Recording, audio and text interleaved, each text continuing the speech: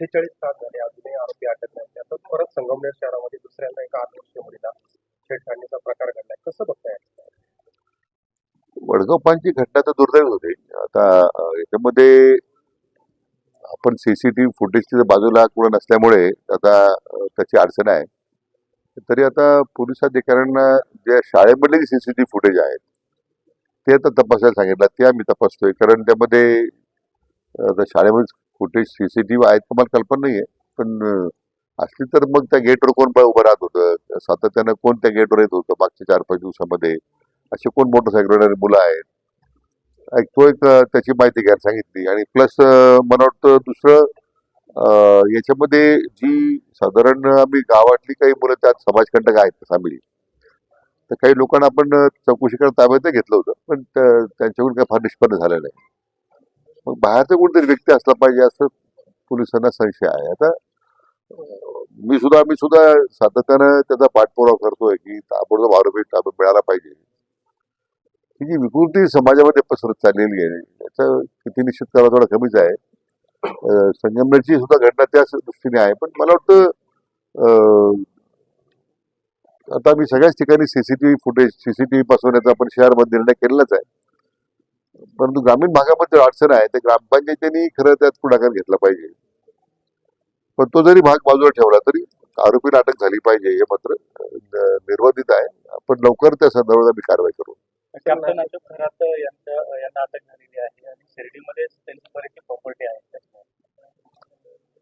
कसं आहे की कॅप्टन अशोक खरातच्या संदर्भामध्ये आता कारवाई सगळी सुरू झालेली आहे.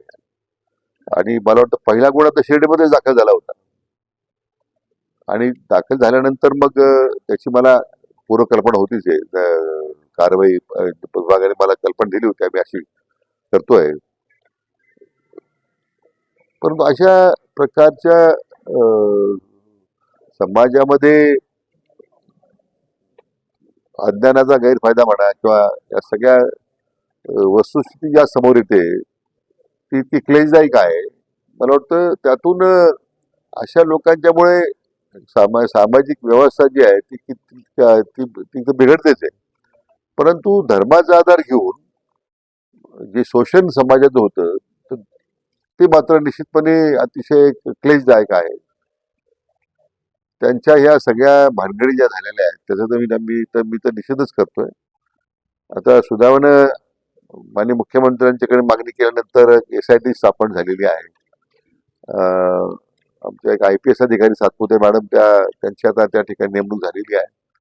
मला वाटतं एक कर्तव्यदक्ष अधिकारी म्हणून त्याची ख्याती आहे. त्याची जी पाळंमुळं कुठपर्यंत उचलेली आहेत याचं मग पुढे प्रॉपर्टी कुठे आहे, आणखीन कोणाच्या प्रॉपर्टी त्यांनी बळकावल्या आहेत का, याची सगळी चौकशी केली जाईल. त्यांच्या ट्रस्टवरती राष्ट्रवादीचे काही कार्यकर्त्यांची शिर्डीमध्ये जे राष्ट्रवादीचे कार्यकर्ते आहेत, पदाधिकारी आहेत, त्यांच्या ट्रस्टवरती आहेत. आता जे असतील त्याला ज्यांनी जे ट्रस्ट आहे त्यांना ताब्यात घेऊन चौकशी करावी ना. असे या सगळ्या प्रकार याच्याबद्दल एवढं प्रचंड संताप आहे संपूर्ण राज्यभरामध्ये. मला वाटतं जे काही त्याच्यामध्ये जे ट्रस्टी असतील, आणखीन कोणी त्या जवळच्या असतील, किंवा त्या व्हिडिओ क्लिप काय त्याचा 70-78 व्हिडिओ क्लिप आलेल्या आहेत, त्या क्लिपमध्ये कोण आहेत याची सगळी माहिती पोलीस घेतीलच ना. सर, राज्यामध्ये अवकाळी पाऊस झाला ज्याचा फटका अहमदनगर जिल्हा विजयनगर जिल्ह्याला बसलाय. काही पंचनामे होते नाही, आता स्टँडिंग ऑर्डर्स आहेत आपल्याला की अशा अवकाळी पावसामुळे झालेल्या शेती नुकसानाचे तात्काळ पंचनामे करावेत, याच्या स्टँडिंग ऑर्डर्स आहेत. त्यामुळे मला वाटतं मी सगळ्या जिल्हाधिकाऱ्यांना मी सूचना दिलेल्या आहेत की कुठेही शेतकरी मदतीपासून वंचित राहणार नाही या दृष्टीने 100% ज्या भागात अशा वादळामुळे झालेल्या पिकाचं नुकसान आहे त्याचे पंचनामे झाले पाहिजे. ABP माझा, उघडा डोळे बघा नीट.